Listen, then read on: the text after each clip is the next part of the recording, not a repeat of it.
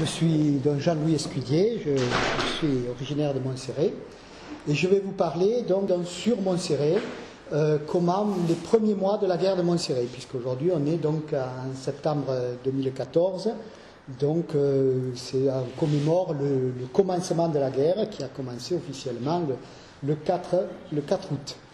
Donc voilà, c'est ma problématique étant d'orienter autour du rapport entre le village et ces soldats qui sont partis, plus que sur les faits de guerre proprement dits.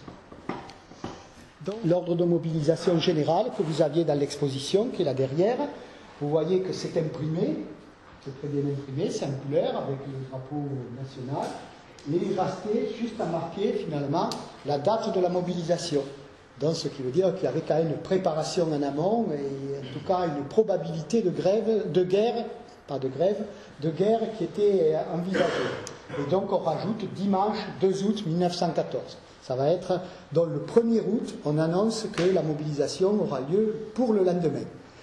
C'est le 1er août après-midi, alors là il y a un élément qui est quand même aussi important à signaler, qui est tout à fait fortuit, c'est que à l'époque, pour les anciens d'ailleurs ils s'en souviennent peut-être, les vacances, ce qu'on appelle les grandes vacances scolaires n'avaient pas lieu comme maintenant à partir de juin, ou de la fin juin ou du début juillet jusqu'à début septembre, mais étaient décalées, c'est-à-dire c'était en gros les mois d'août et les mois de septembre.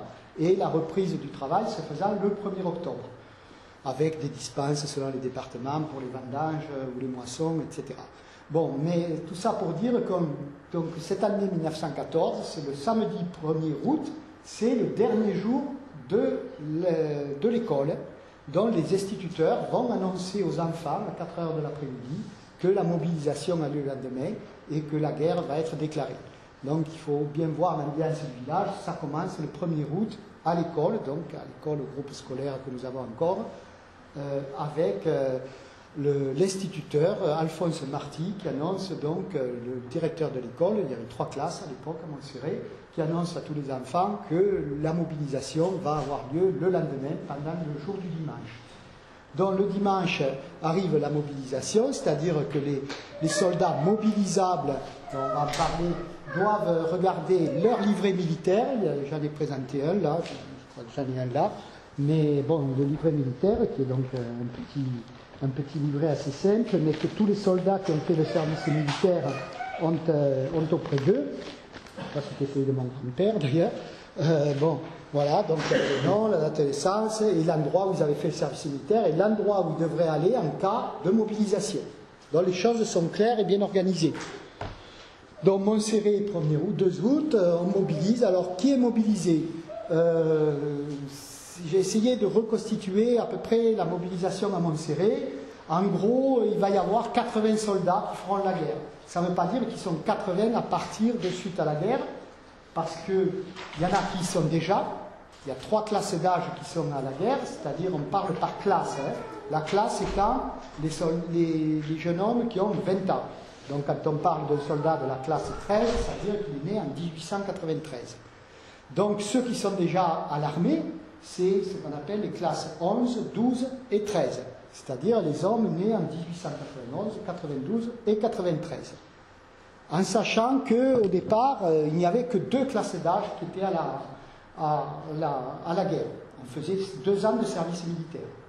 À partir de juillet, il y a une loi du 17 juillet 1913, qu'on appelle la loi de 3 ans, qui va porter le service militaire de 2 ans à 3 ans. Donc, vous voyez, on est à 1 an de ce que sera la déclaration de guerre, mais déjà, on décide d'augmenter la durée du service militaire. Ce qui fait qu'il y a en gros 1 million d'hommes qui sont sous les drapeaux, comme on disait, au moment de la déclaration de guerre. Donc ceux-là, ils n'ont pas à être mobilisés, puisqu'ils y sont déjà. Si on peut dire, l'armée les a sous la main. C'est les troupes qu'on va envoyer d'entrée sur le front de l'Est, voire dès le mois de juillet, en fait, ça l'état-major a à disposition 1 million d'hommes. Et donc, même ceux de Montserrat qui sont des classes 11, 12 et 13, on ne peut pas parler au sens strict de mobiliser. Vont être mobilisés donc, ceux qui sont des classes donc, antérieures, c'est-à-dire des classes 10, jusqu'en gros les hommes qui ont 40 ans, 38, Alors certains vont à Narbonne, comme Béranger Noé, là, donc vous avez les objets qu'il a fabriqués dans les tranchées, là c'est Béranger Noé, c'est un homme qui était de la classe 93, donc qui était né en 1873, quand la guerre est déclarée, il a 41 ans. Il va partir à Narbonne se présenter au début août, et puis on le renvoie dans ses foyers en disant on vous appellera quand on aura besoin de vous, et il ne commencera la guerre finalement si on peut dire, qu'en mai 1915, donc tout ça quand on aura besoin d'eux. Donc combien de gens partent de Montserrat? Le départ se fait le 4 août. Alors nous avons un texte spécifique qui est un texte écrit par un Montserratois, on peut peut-être le présenter ici, puisque quand même on a la chance d'avoir ce texte-là, même si le document est un peu abîmé parce que je vais travailler. Donc c'est un document qui a été fait édité il y a une trentaine d'années, c'est de Léopold Noé, le frère cadet de Béranger Noé, dont il y a des descendants d'ailleurs ici, qui a écrit, comme beaucoup de soldats ont écrit pendant la guerre, et certains ont senti le besoin de réécrire, de remettre en forme, et lui il a fait ça dans les années 1930, au début de 1930, il a réécrit et sa famille a réédité il y a une trentaine d'années le texte. Et il dit, nous sommes partis de Montserrat. Alors, il commence son discours en disant, je vous lis les premières phrases, c'est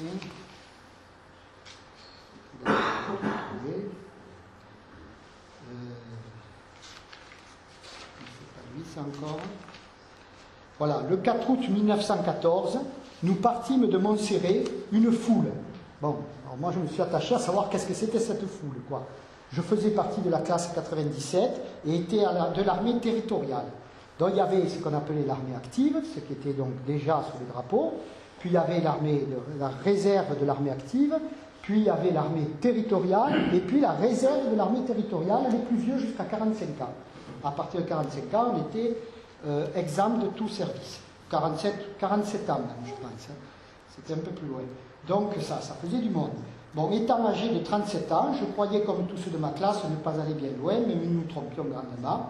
Mon frère Philémon, donc c'est un autre frère Noé, qui partait avec nous avec le tramway de Montserrat à 9h du matin, était ou faisait le guet, c'était son tempérament. Mais nous avions tous le cœur bien gros. Moi, j'ai laissé ma femme avec mon petit-fils, âgé de 6 ans et demi, et ma fillette Lucie. Bon, voilà le départ. Donc, ça nous annonce exactement quand c'est qu'à Montserrat on est parti, comment on est parti. Donc, il faut bien voir, il dit, nous étions à la gare de tramway, donc nous avions un petit train à Montserrat, il reste l'avenue du petit train, la rue du petit train, il reste la place de l'ancienne gare.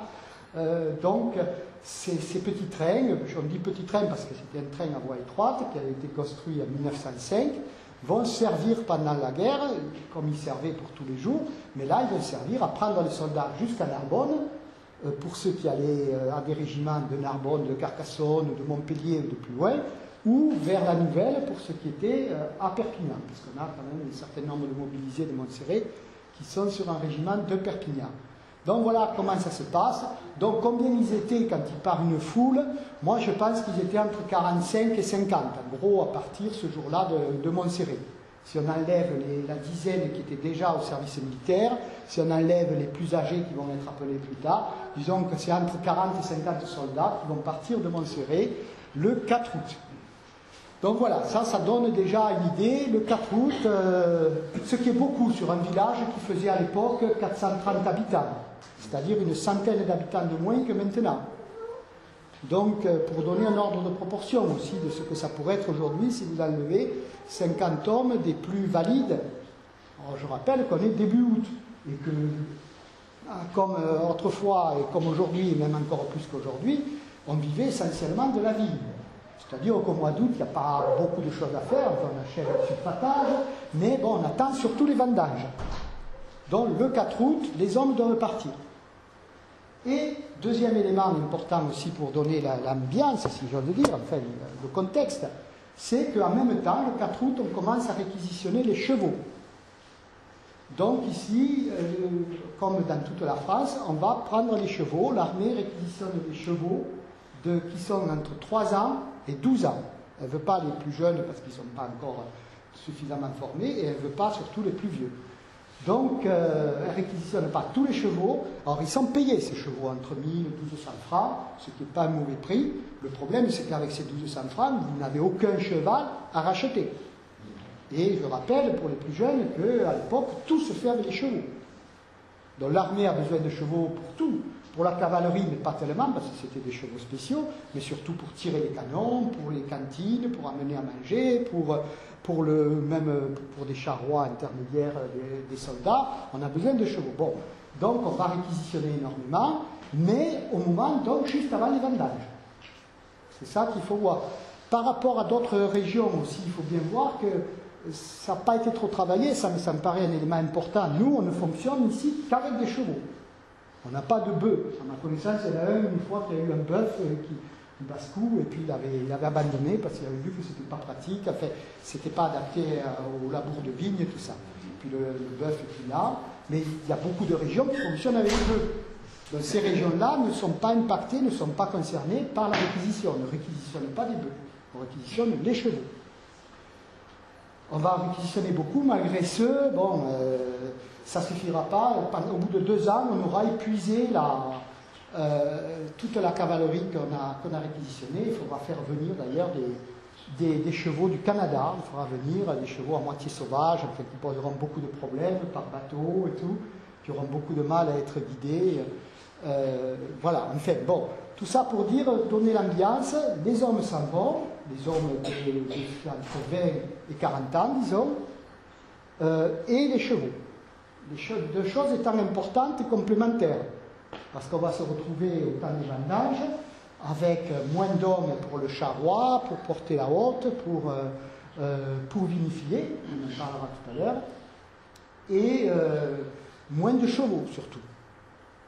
Et le cheval, c'était essentiel pour vendanger, mais aussi pour l'année d'après et les années qui vont suivre. On ne sait pas combien va durer la guerre, mais enfin, voilà, pour labourer. Tous les labours se font, le tracteur n'existe strictement pas. Les essais de premiers tracteurs vont avoir lieu, mais on est encore à des prototypes de tracteurs vignerons en pleine guerre. En 1916, on commencera à essayer d'inventer justement des tracteurs pour pallier le déficit de chevaux. Donc voilà un peu l'ambiance à la mobilisation, si vous voulez. Ça se fait très vite. Le premier, on annonce aux enfants. Le 2, les hommes sont mobilisables. Le 4, ils doivent partir. Alors certains partiront un peu plus tard. Bon, la classe 14, c'est-à-dire les plus jeunes, ceux qui sont nés en 1914, vont devoir partir, mais vont devoir faire leur classe. Il y en a 3 ici. Il y a David Azaïs, pour ceux qui l'ont connu, André Lebros, qui a été le dernier poilu de Montserrat, d'ailleurs, André Lebros, le dernier survivant, puisqu'il est mort en 1990. Et le troisième, je ne sais plus lequel c'est, peu importe. Fortuné Villard. Voilà, Villard, qui était aussi la classe 14. Donc ceux-là vont partir entre le 15 août et le 15 septembre. Quoi. Mais ils vont d'abord faire leur classe avant d'aller au front. C'est les plus jeunes. Après, on va très rapidement tomber sur des classes à partir de 1916 et 1917, ils auront 18 ans. Hein. Alors, chaque fois, on prend plus tôt. Bon, mais ça, je pourrais donner les dates si ça vous intéresse. Par exemple, dans la classe 13, ceux qui avaient été récupérés pour ce passage du service militaire de 2 ans à 3 ans, est parti en novembre 1913. Alors que la classe 12 était partie en octobre. C'est-à-dire que là, on fait partir quasiment 600 000 hommes en un mois. Hein. Entre octobre 13 et novembre 13, on fait partir tous ceux qui sont nés en 1892 et en 1893. On voit bien qu'on prépare la guerre quand même dès la fin de 1913. Donc la classe 14 va partir officiellement au 1er septembre 14. La classe 15 elle partira dès décembre 1914. La classe 16 en avril 15. Donc vous voyez, chaque fois ça se rapproche, on grignote. La classe 17 en janvier 16 et la classe 18 en avril-mai 17. Dont tant et si bien que certains, on a un texte de Raoul Sivade, certains l'ont connu, Raoul Sivade. Raoul est parti, il était de décembre 97, il est parti en janvier 1916. Donc il avait 18 ans et 1 mois. Et il n'avait pas devancé l'appel, parce qu'il y en avait certains qui devançaient l'appel. Mais bon, ça va être très rapide. Bon. Nous, on va se focaliser plutôt sur 1914 pour le moment, sans considérer trop les classes suivantes. Voilà comment va partir le fantassin de 1914. Ça, c'est le français, ça, c'est l'allemand. Le français, il part comme en 1870, avec billet en rouge, on parlait de rouge de Garance, parce que c'est le colorant d'origine, pour le rouge, la Garance. Là encore, ils ont le bonnet bleu. Là-bas, on voit bien qu'ils ont fait le képi, ils avaient un képi rouge aussi souvent. Là, ils ont un képi bleu. Et donc, ça va être un élément aussi de différenciation. Les Allemands sont avec déjà des tenues Feldgrau, comme ils disent, c'est-à-dire en vert de gris, et avec un casque. Vous voyez, ce n'est pas un képi qu'ils portent, c'est un casque, ce qui accessoirement, dans une situation de guerre, peut servir. Bon, on parle de casque à pointe, mais nous, on n'avait pas de pointe, on n'a pas de casque non plus. Bon, ça, c'est un élément aussi. Hein. On ne va pas insister dessus, mais ça peut expliquer certains éléments. Une carte postale 1914, bon, elle est reproduite en noir et blanc, on ne voit pas le rouge, mais on voit aux armes la revanche. Évidemment, il y a l'idée de revanche par rapport à la guerre de 1870 que les Français ont perdu. C'est là que l'Alsace et la Moselle sont revenus à l'Allemagne. Et donc, on a préparé les enfants avec des bataillons scolaires même. À Montserrat, j'ai retrouvé d'ailleurs qu'en 1889, on envisage de faire un bataillon scolaire. Seulement, il faut financer, il faut acheter des petits fusils en bois et tout. Finalement, la mairie décide qu'il n'y aura pas de bataillon scolaire à Montserrat. Ce qui, en mon sens, ne me paraît pas une hérésie. Mais voilà, il faut bien voir. Donc, on faisait dans les classes, dans les écoles, des instituteurs laïcs, publics de Jules Ferry apprenaient aux garçons à être des futurs soldats, y compris donc avec ces fameux bataillons scolaires où ils jouaient à la guerre avec des fusils en bois. Voilà, un peu l'ambiance, si vous voulez, dans laquelle on part à la guerre. Donc là, c'est une affiche qui va être placardée à partir du 6 août aux femmes françaises. C'est le président du Conseil, c'est-à-dire le Premier ministre de l'époque, René Viviani, qui fait une affiche. Oh, c'est aux femmes françaises, en fait, c'est aux paysannes, hein, parce qu'il ne parle que de...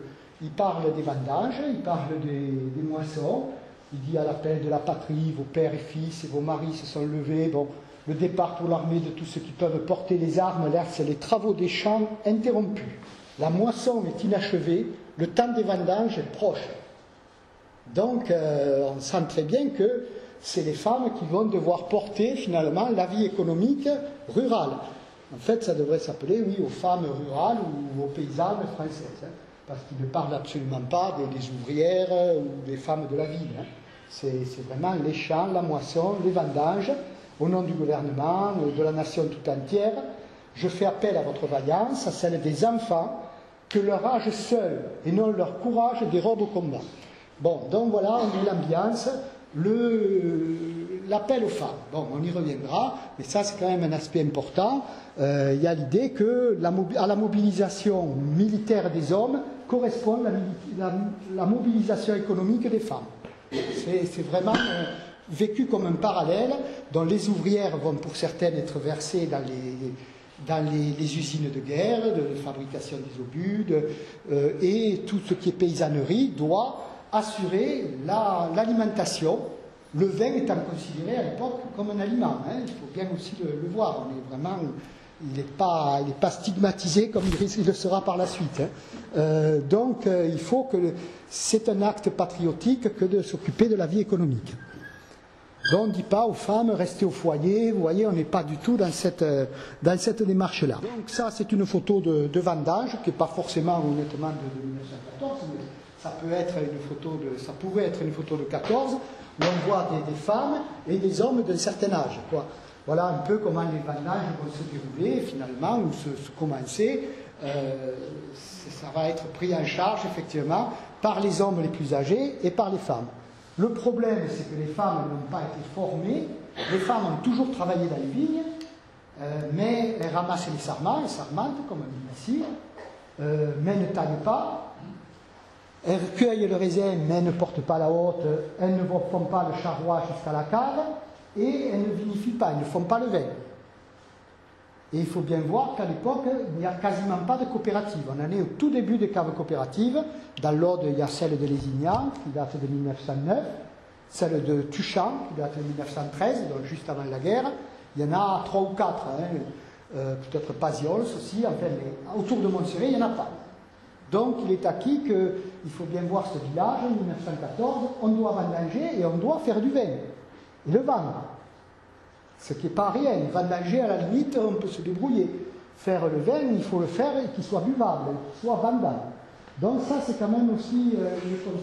Alors faire ça et à des femmes, avec des jeunes filles, des femmes, alors il y a les hommes âgés quand même, hein, bon, qui vont encadrer, qui vont aider. Le problème se pose pour les petites propriétés où il n'y a plus d'hommes âgés, où la femme se retrouve des fois qu'avec sa mère, parce que déjà les femmes vivaient plus vieilles que les hommes.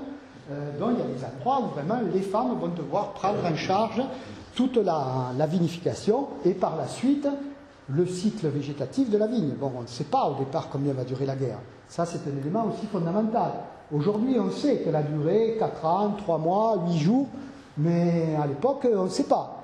On dit qu'il y en a qui pensent que dans 15 jours, on sera à Berlin, il y en a qui disent que ça va être plus long, il y en a qui disent on sera de retour avant les vendanges, enfin bon, on ne sait pas. Ça, c'est aussi important. Nous, on sait aujourd'hui combien ça a duré, comment ça s'est passé. Eux, ils vivent au jour le jour. Ils ne savent pas. Et on sait d'autant moins que, bon, on a mis un certain nombre de journaux, là et tout, que les journaux sont censurés. C'est-à-dire que tous les journaux qui paraissent sont contrôlés juste avant sur le marbre, c'est-à-dire juste avant d'être imprimés par un censeur militaire qui décide si l'article passe ou pas.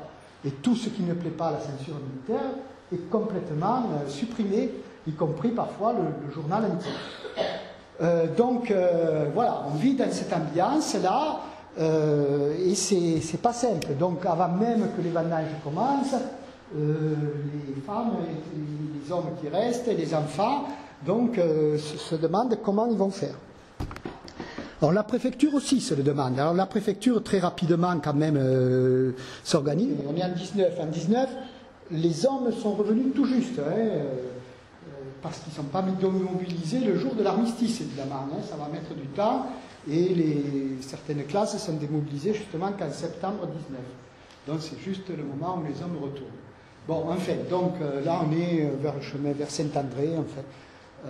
Je passe sous la Bouisse, on dirait, dans le cadastre. C'est à Montserrat. Donc, la préfecture se préoccupe, envoie toutes les communes les besoins en vendange et tout. Ici, on évalue qu'il manque à peu près une centaine de coupeurs et une trentaine de porteurs pour les vendanges. Donc, très vite, on va faire venir des Espagnols. Il va y avoir, dès les vendanges de 1914, un accord entre le gouvernement français et le gouvernement espagnol pour autoriser les Espagnols à venir en tant que saisonniers. Et donc ça, c'est le début de l'amorce de ce grand mouvement dont nous sommes un certain nombre à être issus, d'arrivée des Espagnols en France. Parce que l'Espagne ne rentre pas en guerre, l'Espagne va rester en position de neutralité, et donc ça va être un réservoir de main-d'œuvre. Pour les Espagnols, c'est un pays quand même qui a un pouvoir d'achat à l'époque inférieur au nôtre. Et donc, c'est l'occasion de gagner de l'argent et commence ce grand mouvement migratoire, d'abord saisonnier pour les vendanges, et puis ils vont venir saisonniers au printemps pour tailler, pour escaucer là, comme on dit, pour déchausser. Donc voilà, les Espagnols vont s'installer pour la guerre et on sait que ça va durer, et que les Espagnols vont s'établir, enfin, pour certains ici, durablement. Voilà, donc tout ça pour dire que la guerre, elle a des aspects très conjoncturels et elle a aussi des conséquences extrêmement durables. Alors là, je voudrais vous montrer rapidement un certain nombre de cartes postales pour montrer un peu le type de cartes postales et de correspondances qui s'envoyaient. Je vous ai présenté ici certaines des cartes postales ou des lettres et tout. Il faut bien mesurer qu'on estime à peu près à 4 à 5 milliards de correspondance qu'il y a eu pendant la guerre, en ajoutant cartes postales, lettres et colis. Plusieurs millions par jour. Ça a été colossal. On est dans un monde où il n'y a pas... J'expliquais ça aux enfants, surtout, pas l'autre jour, parce que ils ont toujours l'idée que le téléphone, au moins, sinon Internet a toujours existé. Donc il n'y a pas de téléphone, il n'y a pas de télé, il n'y a pas de... Bon, donc on ne communique que par courrier. Donc il va y avoir la poste civile qui va être doublée par la poste militaire, et ça va fonctionner plus ou moins bien. mais ça va fonctionner au départ assez mal, et puis à partir de 1915, bien, le conseil municipal à Montserrat va voter 200 francs annuels pour avoir un porteur spécial qui amène le courrier de Saint-André à Montserrat plus rapidement, ce qui permet d'avoir le courrier un jour plus tôt que ce qu'il avait jusque-là. On voit bien que c'est chaque année un crédit qui va être renouvelé, parce que c'est crucial, quoi, le courrier.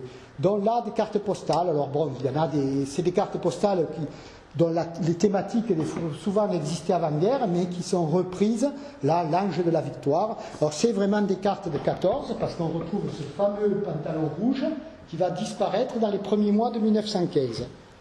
Encore pour la France, typiquement avec le képi rouge, on ne le voit pas très bien, mais bon, le képi là est rouge, il est dans le drapé de la jeune Marianne là. Pour la France. Bon, en guise de réponse, je t'envoie toujours les thèmes d'amour. C'est pas des cartes, ça, très différentes de ce qui se faisait avant-guerre. Hein. Alors là, celle-là m'a paru intéressante parce que pour montrer, c'était une carte qui s'appelait « Recevez mes amitiés » et le soldat, Montserratois, je crois que c'est une carte de M. Lebros, hein, qui rajoute « Des tranchées, recevez mes amitiés ». C'est aussi une manière de réutiliser la carte d'origine, un peu de la détourner. Voilà, avec le trèfle à 4 feuilles, on retrouve la thématique que Véronique a développée tout à l'heure autour des fleurs, des végétaux. Bon, le langage du porte-bonheur, donc là, c'est pas du tout typique de la guerre, mais c'est une carte aussi. Ce que je vous présente, ce sont des cartes envoyées ou reçues par les Montserratois. Hein. On est vraiment sur Montserrat, là. Donc, une très jolie carte, avec beaucoup d'aspects de porte-bonheur, évidemment le trèfle à 4 feuilles, mais il y a même le petit cochon. Bon. Après, ce sont aussi des cartes des endroits où les soldats vont. Les soldats vont découvrir tout un univers. Parce que jusque-là, le service militaire qu'ils avaient fait, c'était souvent un service militaire de proximité. C'était bien d'ailleurs un problème qui avait eu lieu en 1907 à propos des mutineries, c'est que les soldats n'étaient pas de loin. Hein. Il y avait vraiment une proximité avec la population. Souvent, quand on était de Montserrat, on faisait son service militaire à Narbonne, à Béziers ou à Perpignan. On ne partait pas à l'autre bout de la France. Et l'Est de la France, les Alsaciennes et tout, on ne connaissait pas à l'époque. C'est la guerre qui va faire découvrir tout ça. Donc voilà un type d'Alsacienne, avec les grandes oreilles typiques. Et là, j'en ai une autre, bon, aussi de Montserratois, ça c'était David Azaïs qui l'avait envoyé, qui était en Corse, parce qu'il était rattaché à un régiment qui était basé en Corse, lui, type Corse. Vous voyez qu'entre l'Alsacienne et la Corse, c'est pas tout à fait pareil. Là, on est avec une vieille dame de Corse qui porte un sceau, mais qui a une tenue de deuil. Autre thématique, les commandements du poilu. Alors là, on est dans le nationalisme intégral. J'offre seul, tu adoreras et respecteras parfaitement. Ta marraine, tu aimeras. Ça, c'est le phénomène des marraines de guerre dont on parle là à propos de Verdier. Marraine, le terme de marraine étant parfois un peu large. Hein. Et Rosalie également, à l'amour tu penseras. Du pinard tu boiras et de l'agnole modérément. Mais bon, le pinard, on retrouve le thème du pinard. Après, qu'est-ce qu'on envoie quand on est de Montserrat? On envoie parfois Montserrat.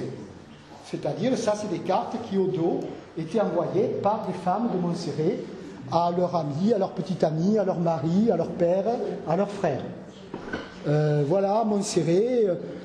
Ça, c'est apparu juste avant. On reconnaît donc la poste, dans la fameuse poste, qui était là, l'école, les clochers, dont on voit la surélévation. Bon, c'est une carte qui avait paru en 1913, donc qui à l'époque est récente. Hein.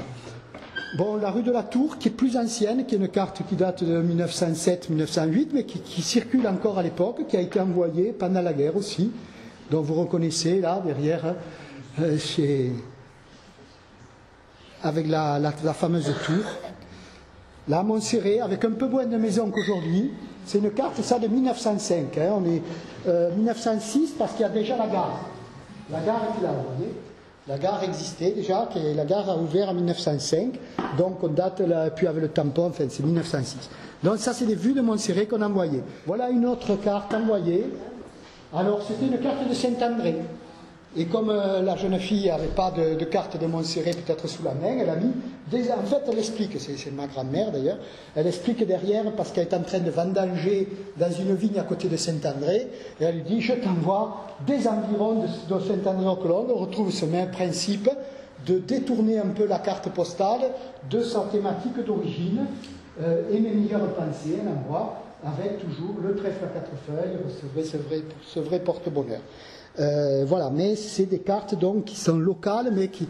On n'avait pas beaucoup de cartes de Montserrat en plus, moins que de Saint-André. Là, un autre type, ça c'est mon grand-père qui enverra après à ma grand-mère, toujours lui étant à la guerre, mais il a une carte de Boutenac, puisqu'il était de Boutenac, et une marque dessus, chemin de Montserrat. C'est-à-dire le chemin pour te rejoindre, quoi.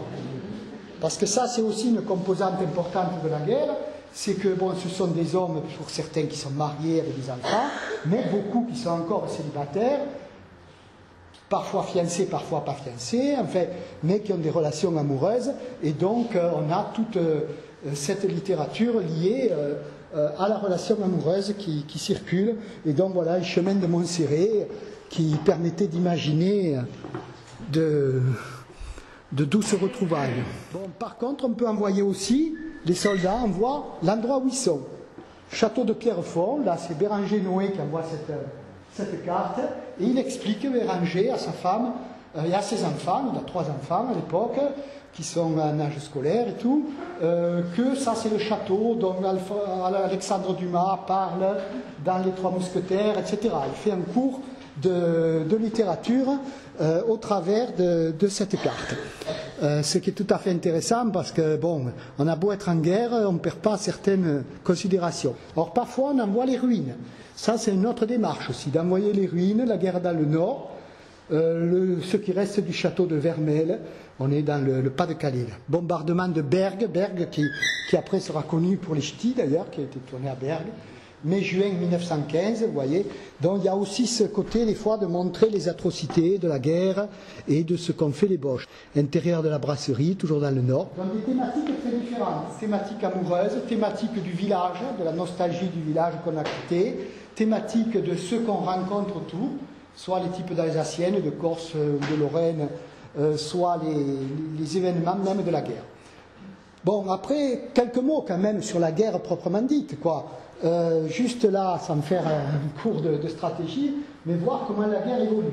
Il faut bien voir qu'au début, c'était expliqué dans ces journaux, là où ça parle d'août et de septembre, au début, très vite, donc je vous ai dit, le 4 août, les hommes s'en vont.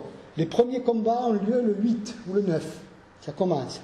Le 10, on a les premiers morts qui arrivent, enfin, dont on prend connaissance à Narbonne. Et très vite, il va y avoir des combats. Donc, sur la stratégie étant de rentrer directement sur l'Alsace et la Lorraine, comme ça. Ce n'était pas forcément bonne parce que il y a tout le front côté belge qui est laissé. Enfin bon, mais on ne va pas rentrer dans ces détails où vous poserez des questions dessus. Bon, ce qui est intéressant, c'est que donc ça monte et puis très vite les Allemands vont prendre le dessus et ils vont arriver jusque là. Vous voyez, on est mot Paris. C'est-à-dire ils vont arriver à 20 km de Paris. En 15 jours, hein, tout ça se passe au mois d'août. On n'est pas, c'est pas des années, hein, c'est en 15 jours. Tant et si bien que le 1er septembre, c'est le président de la République et l'ensemble du gouvernement qui s'en va à la gare d'Austerlitz et qui prend le train pour Bordeaux. Donc, l'ambiance est plombée, si j'ose dire. Hein. On se retrouve le 1er septembre, ça fait pas un mois de guerre, et le gouvernement a déjà fui Paris, parce que Paris risque d'être occupé, comme ça avait eu lieu en 1870, et donc il y a départ de l'ensemble du gouvernement et du président de la République. Donc vous pouvez imaginer dans quel esprit on a commencé les vendages. Les vendages, ici, je n'ai pas la date exacte, mais à l'époque, comme aujourd'hui, on avait commencé entre le 5 et le 10 septembre. Donc on est mal. On est mal parce qu'on voit que le gouvernement est parti. Entre-temps, il y a eu une histoire entre le gouvernement, le ministre de la guerre s'est disputé avec l'état-major, avec Joseph Joffre, le général en chef.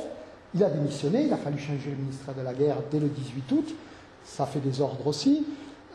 Donc, on sait que les réfugiés arrivent sur Paris. Il y a 20 000 réfugiés qui arrivent à Paris dès le 15 août. Donc, tout ça pour montrer que le mois d'août, l'ambiance est extrêmement lourde et que malgré les annonces des journaux assez optimistes, voire triomphantes, les gens ont quand même des informations. Le fait que le gouvernement s'en aille, c'est quelque chose d'objectif, ça. Vous pouvez raconter toutes les informations que vous voulez. S'il n'y avait pas de risque à Paris, le gouvernement ne serait pas parti. Donc ça, c'est... Donc voilà un peu le contexte, si vous voulez, au mois d'août. Tout ça pour dire que très vite, il va y avoir des tués. Bon, on va en parler après de celui-là.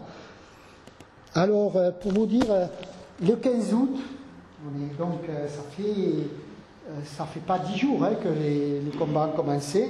On apprend, et certainement qu'on apprend à Montserrat. Hein. J'ai essayé de trouver, moi, ce qui se passait autour de Montserrat. Il y a 3 morts à Fabreza. Louis Frais, du 22e régiment d'infanterie coloniale. L'infanterie coloniale, c'est ceux qui sont les premiers hein, à aller au front. Ces 3, d'ailleurs, les 3 de Fabreza sont tous les 3 du même régiment, ce 22e d'infanterie coloniale. Il y a Louis Frais, François Reynaud, Marie Saunier. Bon, et à Montserrat, les premiers morts, ça va être le 18 août. Donc, vous voyez, ça va très vite. Voilà, là, je vous ai présenté, donc ça c'est sorti, vous l'avez là-bas. C'est du tableau qui est à la mairie, en 1921. On va créer un tableau d'honneur à la mairie, avant d'avoir fini le monument aux morts.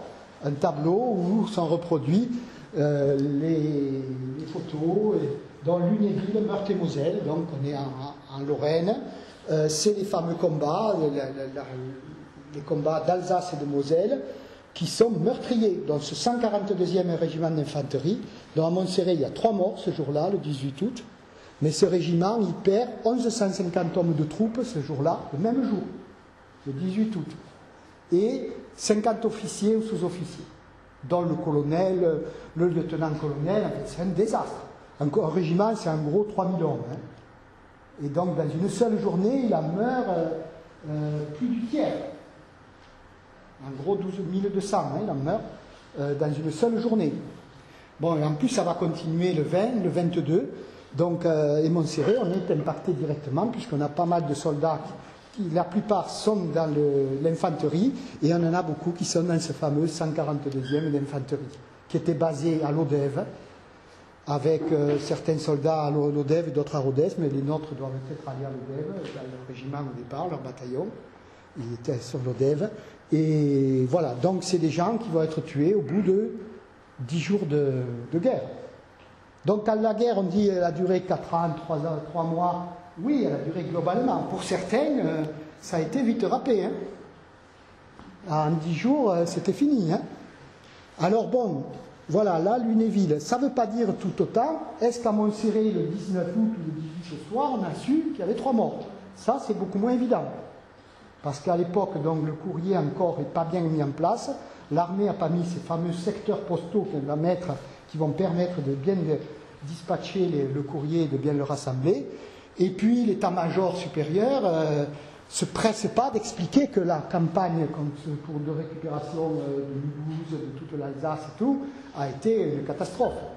Parce qu'on a pris Mulhouse le 7, le 8, on le repère le 10, on le reprend le 12, et on le repère le 14. Et puis c'est fini, on le perd pour 4 ans.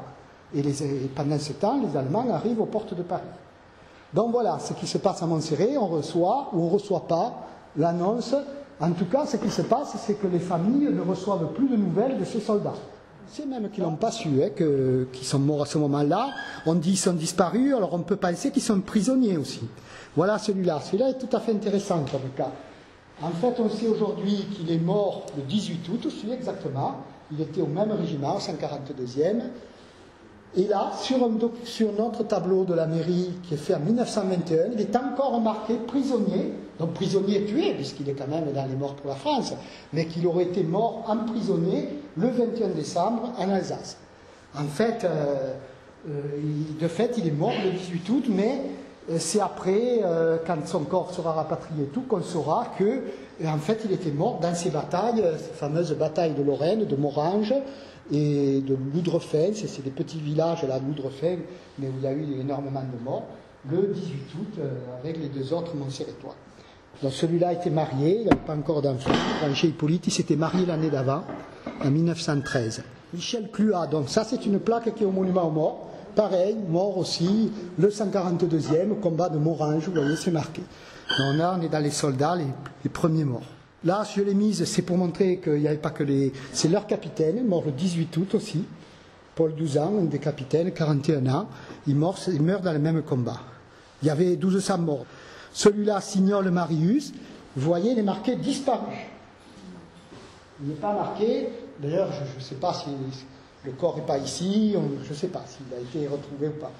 Le 20 août, toujours en Lorraine, Lunéville. Sibade Richard, lui est marqué du 24 août. Alors lui, c'est la Meuse, bon, on est toujours dans, c'est le département voisin. Hein. Là, c'est sa plaque au cimetière, 1914. Lui, il avait un képi qui lui... Il était au 100e. Ça, c'est encore une plaque au cimetière, parce que le cimetière a quand même pas mal de... Donc, Péroutier-Lois, alors qu'il meurt le 22 août, toujours dans ces eaux-là, hein, on n'a pas commencé à vendanger encore. Hein. Péroutier-Lois, alors lui, c'était pour les plus anciens, c'était le frère d'Étiennette. Étiennette et tout, dont Étiennette qui avait épousé Cabossel, Cabossel, et après qui avait donné Éloi Cabossel. Bon, donc ça c'était son frère qui meurt à 24 ans. Là c'est lui-même, bon, avec le tableau de la mairie, toujours lui. L'autre c'était la plaque au cimetière. Alors là, Alban Rivière, alors bon, là il y a mamie, des descendants directs d'Alban Rivière, qui meurt à 24 ans, qui a déjà 2 enfants à l'époque.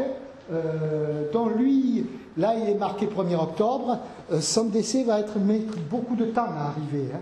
Beaucoup. La famille va croire pendant longtemps qu'il est prisonnier, on n'a absolument aucune nouvelle. Donc ça c'est typique aussi de la difficulté à avoir confirmation du décès ou pas. Hein. Alban Peyrard, 24 octobre, donc vous voyez, 32 ans. Alors là, bon, je reviens, je suis sorti des soldats, je reviens un peu sur le vin. Voilà une carte, vive le pinard qui ravigote. Mais n'oubliez pas que son achat vide nos poches. Alors, je ne sais pas comment il faut l'interpréter d'ailleurs, ça. Son achat vide nos poches, est-ce que c'est les poches du gouvernement parce que le vin, donc, va être aussi réquisitionné. Je vous ai parlé de la réquisition des chevaux, mais le vin va être réquisitionné, acheté, mais obligé d'acheter à un prix fixé par l'intendance militaire. Alors, au début, on est assez content parce que le cours des vins est assez bon. Mais la récolte 14 est une très bonne récolte finalement, on a vendangé, on a bien rentré le vin, et c'est une des récoltes depuis 1907, c'est la meilleure des récoltes depuis 1907. Donc pléthore de vins sur le marché, l'armée négocie, dit on va acheter moins cher, et en même temps les prix augmentent. Parce que ça c'est une composante aussi fondamentale, les prix avant étaient stables. On avait le franc or qu'on appelait, du franc germinal, depuis Napoléon jusqu'en 1914, c'est-à-dire le franc qui était assis sur le cours de l'or et garanti par l'or. Et l'inflation de guerre va complètement faire exploser ça, les prix vont augmenter, mais il n'y a aucune indexation des salaires. Et donc, alors pour les ouvriers c'est dramatique, parce que pour les salariés, parce qu'ils reçoivent le même salaire, mais avec ça ils peuvent acheter de moins en moins, les prix alimentaires augmentent beaucoup. Il y a une très forte augmentation des prix alimentaires, tant et si bien qu'il va y avoir des tickets de rationnement assez vite. On parle toujours des tickets de rationnement de la Seconde Guerre mondiale, il y en a aussi dans la Première Guerre mondiale, d'abord. Donc, ça c'est un aspect important. Alors ici, on est concerné par la hausse des prix quand on est ouvrier, on est concerné aussi par la hausse du prix du vin. Pour les propriétaires qui vendent leur vin, la guerre est quand même globalement un moment de profit. Alors c'est tout le paradoxe ici, on a les jeunes qui vont mourir, les jeunes ou les moins jeunes, les soldats qui vont mourir, mais en même temps, c'est par rapport à ce que ça a été autour des années 1900, ce sont des bonnes années, les années de guerre. Hein. On vend bien le vin, on en vend une partie à l'armée, mais le vin va monter, au début de la guerre il est à 30 francs, à la fin de la guerre il est à 90 francs. Tout ça pour dire qu'il a triplé. Alors le cours de la vie a augmenté, mais enfin... pour les propriétaires, ils sont gagnants. Alors ils sont toujours à dire mais le soufre, le sulfate est beaucoup plus cher, c'est vrai que les produits phytosanitaires avaient beaucoup augmenté et en plus ils étaient rationnés. Mais quand même, bon, la guerre est une période de profit parce que donc l'armée achète et achète massivement. Et donc ce qui fait que même quand on est dans des périodes excédentaires, on n'a pas les effets de chute de cours comme on pouvait avoir autour de 1903 ou de 1907. Il n'y a pas cet effondrement des cours. Et puis les populations, donc il y a quand même des tas de soldats qui découvrent le vin à la guerre. Tous les Bretons, et ils vont aimer le vin par la suite, mais le découvrent pour certains, ils n'avaient bu que du cidre ou du poiré. Donc, c'est-à-dire que le marché du vin s'étend avec la guerre. Bon, il y a les achats militaires, mais il y a aussi, ils découvrent le vin, ils en ont envie, même dans le Massif central, ou pour certaines Alpines, ou dans des régions où on ne faisait pas du tout de vin, certaines le découvrent. Mais le cas des Bretons ou des Nordiques, des Ch'tis, quoi, est tout à fait significatif. Donc, voilà, donc ici, on est entre, finalement, la peur pour nos soldats et en même temps, la conscience. On a quelques gens, ça se retrouve dans les lettres, finalement, d'ailleurs Béranger Noé, dans les lettres qu'il écrit avec sa femme qui est chargée de vendre le vin de la propriété, ils avaient une petite propriété, ils avaient une épicerie aussi, mais une petite propriété, et elle joue à la spéculation. C'est-à-dire, lui, il lui dit, tu sais, le vin est à 35 francs, je pense que moi, je serai à ta place, je ne te donne pas d'ordre, alors il est très prévenant, il fait attention de ne pas la vexer, puisqu'en plus, lui, il ne peut rien faire, il n'est pas là. Il lui dit, mais à ta place, moi, je vendrai. Le mois d'après, alors on n'a pas ses lettres à elle à ce moment-là, on n'a que les siennes. Il dit, oh, maintenant, c'est à 40 francs, ce serait vraiment bien de vendre, et il fait tout un cours que quand le prix du vin augmente, il y a des ouvriers qui ne vont plus pouvoir en acheter, donc le prix va baisser, il fait tout un cours d'économie. Mais on voit bien que les femmes donc, jouent aussi avec ce coup du vin. Donc ça, c'est quelque chose aussi qui est intéressant parce que non seulement les femmes donc, vont travailler à la vigne, faire des travaux qu'elles ne faisaient pas, commencer pour certaines à tailler, on va avoir même certains cours de taille qui se font pour les femmes en 1915, mais elles vont aussi découvrir cet univers de la vente du vin, qui était éminemment un univers masculin. Jusque-là. Un autre sur le vin, réserver le vin pour nos poilus. Bon, ça c'est une mauvaise photo que j'ai prise, mais bon, passons. Donc ça, c'est-à-dire que le vin, quand il n'y en avait pas beaucoup, il fallait qu'il soit prioritaire. Bon, ça c'était un peu de la propagande, parce que de toute façon, l'armée réquisitionnait ce qu'elle veut, c'est elle qui décidait combien elle achetait. Mais il faut bien voir, là on avait un bidon d'ailleurs, ce qu'on appelle les lourdes, en fait, un bidon qui était, on ne mettait pas de l'eau à l'époque, c'était le bidon à vin, ça c'est le pic du bidon à vin. Le quart, là c'est un bidon je pense de demi, puisqu'après la ration passe à demi, mais en plus ils achetaient, il y avait tout le cantinage, comme on pourrait dire, comme on a dit par la suite, c'est-à-dire acheter le long du front, à 5 km en arrière, il y avait des tas de petits commerces ambulants qui vendaient de tout, et notamment du vin. Et bon, je le vendais à un certain prix, mais bon, non seulement les soldats ne se suffisaient pas du demi-litre qu'ils recevaient, hein, ils achetaient. Donc, c'est pour ça que ça fait référence à l'idée qu'il faut réserver le vin pour le poilu. Bon, on peut signaler aussi que parfois, avant certaines attaques, ça c'est plus dramatique, il y avait la ration qui était doublée. Donc il y avait l'idée aussi que quand on arrivait au combat un peu dans les vapeurs de l'alcool, on était peut-être plus hardi. Et en même temps c'était dramatique parce que s'il y avait une blessure, ça fluidifiait le sang et ça pouvait provoquer plus rapidement la mort, vu le type de secours qu'on pouvait avoir sur le front. On revient au village, toujours des allers-retours. Donc ça c'est un troupeau du village, c'est Étienne Alquier. Qui était donc de la famille, c'était le beau-père de Béranger Noé d'ailleurs. Alors c'est une photo postérieure à la Première Guerre mondiale, mais il était déjà berger. Donc tout ça pour dire qu'il y avait des vignes et qu'il y avait aussi des troupeaux. Il fallait aussi s'occuper des troupeaux. C'est pas Montserrat, mais c'est dans les Corbières. C'est une femme qui garde le troupeau là. Donc c'était aussi une des activités économiques du coin. Une femme en train de sarmenter. Là, c'est une photo qui est postérieure à la guerre, mais qui a duré jusqu'aux années 60. Hein, ça, on a vu des femmes comme ça, certaines l'ont fait ici, hein, de ramasser les sarments comme ça. Je vous ai pris ça pour vous montrer une souffreuse torpille. C'est antérieur à la guerre, mais bon, il y avait des torpilles prévues pour la souffreuse pour les femmes. Donc les femmes n'ont pas été prises au dépourvu pour la vigne. Elles ont été davantage, bon voilà une femme en train de passer aussi je pense que c'est une machine à sulfater, ça, adaptée aux femmes, enfin. Tout ça pour dire que donc, les femmes vont acquérir des savoirs pendant la guerre. Ça, c'est incontestable. Ce qui n'était pas le cas jusque-là, parce qu'il n'y avait que les garçons qui discutaient avec leur père. Le père transmettait le savoir. Dans les familles les plus aisées, on pouvait envoyer le garçon à l'école d'agriculture. Mais bon, dans l'ordre de l'école Charlemagne, dans le lycée, n'a ouvert qu'en 1928, hein, il n'existait pas encore. Il y avait l'école d'agriculture de Montpellier, mais c'était quand même cher, il n'y avait pas d'internat, il fallait loger en ville. Donc de Montserrat, à ma connaissance, il n'y avait pas de garçons qui étaient partis à l'époque dans des écoles d'agriculture. Par contre, il y avait un savoir qui se transmettait. Aux filles, on transmettait un savoir domestique, c'est-à-dire la couture, le ménage, les enfants, l'agriculture, bon, voilà. Donc le problème, c'est qu'elles travaillaient beaucoup dans les vignes, les femmes, mais elles faisaient des travaux déqualifiés. Et non, pas des travaux de direction.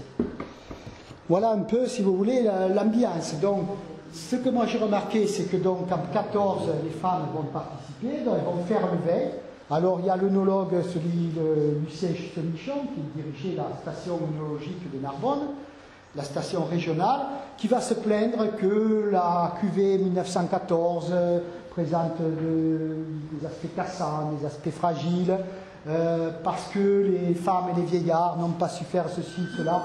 Ben, évidemment, elles n'avaient jamais appris à faire le veille. Dans beaucoup d'endroits, même on interdisait aux filles et aux femmes de rentrer dans les caves. Bon, moins peut-être chez nous en Languedoc, mais bon, je l'ai retrouvé ça dans toutes les régions de Bourgogne, de Gironde ou même dans l'Anjou. Les femmes étaient, et parfois encore le sont aujourd'hui. Hein, moi, j'ai trouvé le moment quand les femmes ont les règles et tout, il y a l'idée qu'elles font tourner le vin, comme elles faisaient tourner la mayonnaise ou les confitures. Aujourd'hui, ça prête à rire, mais on part de là. Donc, quand on est en 14, on part de là, que la femme, si elle rentre dans la cave, elle fait tourner le vin. Donc, il faut faire un sacré pas pour dire, bon, alors on a des lettres, des correspondances, où les hommes disent, bon, tu feras ceci. J'en ai un que je cite, qui raconte à sa femme, il préfère finalement qu'elle achète des tonneaux neufs que d'essayer de voir des tonneaux d'occasion, parce qu'il sait qu'elle ne connaît pas. Et il lui explique même, il dit, tu verras avec mon père pour la bouillie bordelaise, bon, la bouillie bordelaise c'est pour sulfater, mais il ne lui explique pas elle. Il lui dit, tu diras à mon père de faire la bouillie bordelaise. Et donc probablement que la femme, elle ira porter la machine à sulfater, parce que, pour répandre le sulfate, mais elle n'aura pas fait la bouillie bordelaise, elle n'aura pas acquis ce savoir-là. Et tout ça, ça se joue dans la guerre. Donc au début de la guerre, on utilise les femmes, on dit qu'il faut qu'elles apprennent à tailler. Il y en a même qui proposent donc qu'elles aillent à des écoles pour se former et tout. Et dès 1916, il y a un retournement. On vous le voit très bien quand on lit la presse professionnelle de l'époque. On préfère faire venir on a des prisonniers de guerre.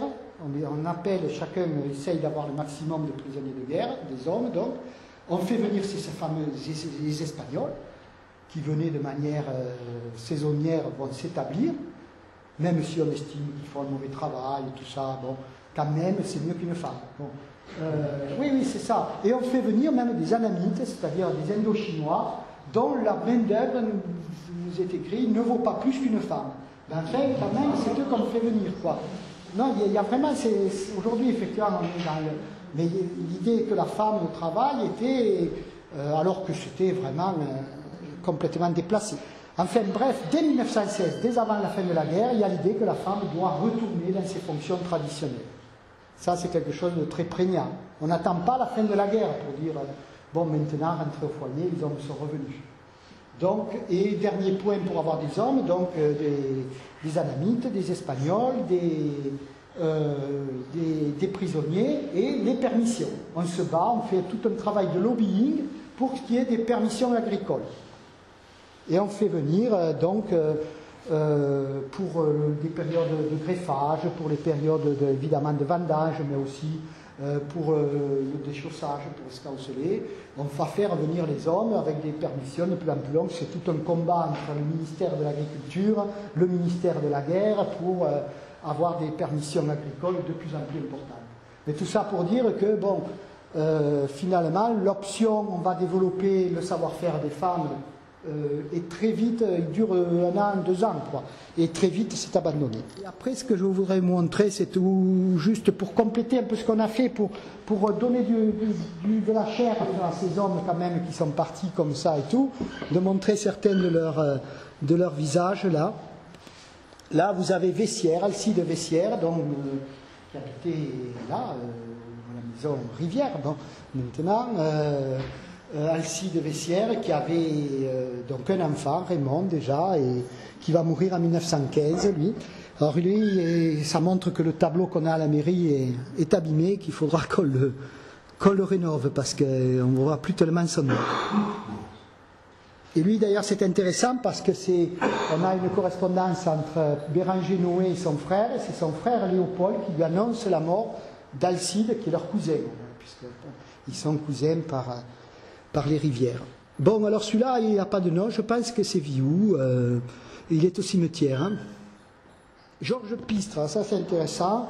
Georges Pistre, c'est le fils de l'instituteur, de celui qui fut instituteur en 1874 à Montserrat et qui a épousé une rivière. Donc par la famille maternelle, ils sont de Montserrat, mais il est aussi au monument aux morts de Boutenac parce que son père était après instituteur à Boutenac. Donc on retrouve Georges Pistre, qui n'était pas dans un habit militaire. Là, j'en ai mis deux à la fois. Donc, Félicien Noé, qui était le plus jeune des enfants des frères Noé, des 5 qui étaient partis à la guerre. Et Paul Bertrand. Alors là, c'est intéressant aussi. Paul Bertrand, vous voyez, il est mort à Montserrat. Il est mort dans la maison au Cibade, là, juste à 50 mètres d'ici. Donc, chez son oncle, qui était Ulysse Cibade, qui était à l'époque adjoint au maire. Voilà. Et Bertrand, vous voyez, il était sous-lieutenant. C'est finalement le plus haut gradé qu'on ait eu ici, enfin, le plus haut gradé qui est mort en tout cas. Bon, Félicien Noé était sergent dans la coloniale, dans des régiments qui ont été extrêmement touchés. Alors ça, je ne vais pas détailler, mais effectivement, quand on était fantassin, on était beaucoup plus en danger. Ça, c'est une plaque au cimetière que j'ai trouvée l'autre jour, qui était vraiment, que je n'avais pas remarqué. Vous voyez, 1914-16. On n'a pas fini la guerre, donc ça montre bien que c'est une plaque de l'époque. C'est sur là où est enterré Bertrand. Mais il n'y a pas son nom dessus, mais c'est manifestement lui, et il est mort en 1916. Mort pour la patrie. Vous voyez, on ne parlait pas encore, on n'avait pas l'expression mort pour la France. Même sur la plaque de Vessière au cimetière, il y a marqué mort pour la patrie. Cette expression de mort pour la France, ça va être consacrée en 17 et après, ça sera mis à l'état civil et tout, mais elle n'existait pas encore en 1916. C'est Jules Bosse qui a sa tombe aussi au cimetière.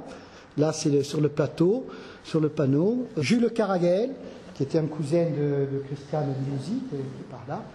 Là-bas. Jules Caraguel, qui était un bon vivant, donc Christiane Limousin nous a prêté pas mal de photos de lui et tout, et qui va mourir en 17 au plateau de Vauclair. Lui était célibataire. Hein. Voilà encore une photo de Caraguel.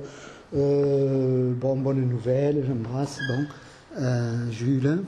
Encore Caraguel à droite, vous voyez, avec deux camarades qui expliquent qui ils sont. Là, ça c'est le dernier que vous avez, Robert Azaïs, qui lui est mort au village des suites de la guerre, dans des conditions assez dramatiques. Et donc, il était célibataire, il avait 23 ans. Robert Azaïs, qui était le frère de David Azaïs, dont j'ai parlé au début, et de Gustave, que beaucoup ont dû connaître ici quand même, Gustave Azaïs, qui lui n'a pas fait la guerre, puisqu'il était beaucoup plus jeune que ses deux autres frères. Donc, Robert Azaïs était dans l'artillerie, qui a été moins exposée que les fantassins. Or ici, on a eu beaucoup de morts, surtout au départ, parce qu'on avait beaucoup de soldats dans l'infanterie. Ça, c'était un tirage au sort, presque. Si vous étiez dans l'artillerie ou dans le génie, c'est-à-dire pour faire les ponts, les routes et tout ça, il y a eu 5% de morts dans ce qui était au génie. Dans l'artillerie, il y a eu 7 à 8%. Dans les fantassins, il y a eu entre 25 et 30% de morts. Donc, c'était déjà... et si vous étiez dans l'infanterie coloniale, c'était plus de la moitié qui sont morts. Hein. Donc, ça dépendait déjà où vous étiez, quoi. C'est pour ça qu'on voit des lettres de soldats ou de parents et tout qui intriguent auprès des politiques et tout, pour que des soldats passent de l'infanterie dans d'autres corps moins dangereux. C'est encore le cimetière, il y a beaucoup de choses au cimetière, je n'ai pas tout mis, hein, mais quand on sait le regarder, c'est Abel Cahuzac, que beaucoup ont dû connaître, puisqu'il est mort en 1975, et il est marqué combattant de moins de 20 ans, dont il s'était engagé, il était donc de la classe 18, il s'était engagé, enfin il était dans les combattants de moins de 20 ans, il n'avait pas à s'engager puisqu'on recrutait à partir de 18-19 ans. Là, hein.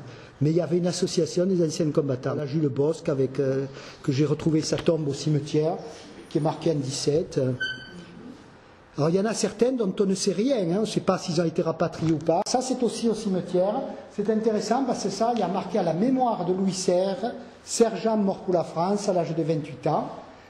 Mais à ma connaissance, il n'est pas là. Il n'est pas là. Alors ses parents étaient il était lui instituteur à Durban, il était au monument aux morts de Durban d'ailleurs. La famille était originaire de Cruscade.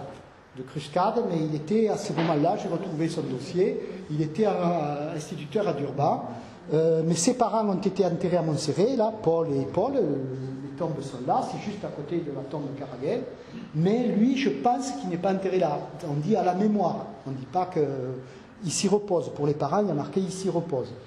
Donc est-ce que le corps n'a pas été retrouvé? Donc ça, c'est aussi... C'est très compliqué, on le reverra plus tard, peut-être dans quelques années à l'occasion d'une autre conférence, tout le problème de la gestion des morts, du souvenir avec le monument aux morts, mais le rapatriement des corps, parce qu'on a les discours de Béranger Noé quand il devient maire de Montserrat en 1919, après la guerre, après avoir fait la guerre, il devient maire, et il va s'occuper du monument aux morts, de l'agrandissement du cimetière, et du rapatriement des corps. C'est-à-dire qu'il y a des tas de convois qui arrivent, moi j'en ai localisé 32 pour le Languedoc, des trains entiers avec des cercueils pendant 2 ans qui arrivent entre 21 et 23 pour rapatrier les corps qu'on a identifiés. Et toutes les communes reçoivent leurs corps. Donc la guerre, elle ne finit pas le 11 novembre 18, elle va se poursuivre pour les familles évidemment, même bien au-delà. Mais donc voilà, Alban Rivière qui est mort donc 1er octobre 14, son corps va être rapatrié en juillet 1923. Et donc on a le discours, on les éditera d'ailleurs plus tard, du maire qui rend hommage à ces corps qui arrivent. Mais pour certains, on ne sait pas. Certains, on ne sait pas s'ils ont été mis dans la sépulture familiale, on ne sait pas s'ils sont restés là-haut. Bon, Guillaume, donc toi tu as l'air laissé là, Jean, Guillaume, Alphonse Guillaume, lui, je sais qu'il a été enterré, il est dans un grand cimetière dans le nord, avec 8000 tombes, bon, mais il y a une tombe identifiée, donc il est resté là-haut. Donc voilà, il y a après des cas extrêmement divers hein, sur le devenir des disparus. Certains vont rester disparus. L'année dernière encore, on a identifié un soldat qui a été rapatrié et tout, à partir de l'archéologie militaire. Là, il y a un livre sur l'archéologie militaire. Ça, c'est la tombe de Jules Caraguel, que je vous ai montré tout à l'heure. Bon, son portrait qui était là a disparu. Hein. À l'époque, il y avait, on voit bien qu'il y avait un médaillon. Et il y a marqué « Mort pour la France » à l'âge de 24 ans. Et là, il y a marqué, ce qui est intéressant, « Inhumé le 27 novembre 1921 ». Ça montre quand c'est que son corps a été rapatrié. Donc vous voyez, il est mort en 17, il a été rapatrié en 21. Mais on ne l'a pas pour tous. Mais c'était l'époque en 21, 22, quand on reçoit ces corps, soit ils ont une sépulture familiale, comme Caraguel, comme Perotti, Pélera, soit ils n'en ont pas, et on va créer le carré des soldats morts pour la France, qui est toujours au monument, enfin au cimetière à gauche, pour y mettre les soldats qui n'ont pas de sépulture. Mais on ne sait pas exactement qui c'est qu'il y a dans ces soldats. Hein. On a des noms, mais on n'est pas sûr de les avoir tous. Hein. Il y a encore des choses peut-être à élucider là-dessus. Bon, là, c'est pour vous montrer les survivants. Alors ça, j'ai pris, ça c'est, accessoirement, c'est mon grand-père, Elias Cudier, qui n'était pas donc de Montserrat, qui était de Boutenac, mais qui va épouser dès la sortie de la guerre, dès son retour, ma future grand-mère, donc Zélie Pêche. Et là, il est à artilleur, il est avec 3 autres copains.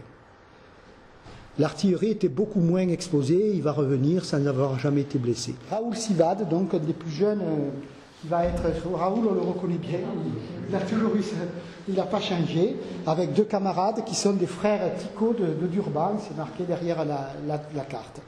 Raoul, dont on a le texte, que l'on éditera aussi plus tard avec tous les souvenirs. Parce que ses petits-enfants avaient gardé, enfin son fils Roland et ses filles, ses petites filles donc, avaient gardé le texte. Donc tout ça pour dire que les gens qui auraient des éléments les plus simples possibles qui correspondent à l'histoire des poilus de Montserrat ou des correspondances, même des choses qui peuvent paraître anodines, ça prend sens quand on les relie à d'autres. Donc moi je fais un petit appel pour ceux qui auraient des éléments, que ce soit des objets comme on a présenté, même si c'est des objets plus modestes. Hein. Ça peut être effectivement un porte-monnaie, ça peut être des photos, ça peut être... Les photos on les rend, on les photographie, après on vous les rend. Mais bon, je crois qu'il y a beaucoup de choses qui peuvent émerger. Les lettres, des simples lettres, on peut même enlever des aspects si ça peut paraître gênant, ça peut... voilà, moi j'ai fait un peu un appel, bon tout ça c'est terminé, je termine là sur Raoult justement parce que là c'est intéressant, 100 ans après on a récupéré un texte qu'il a écrit, alors il a écrit à la fin de sa vie, là, il est mort en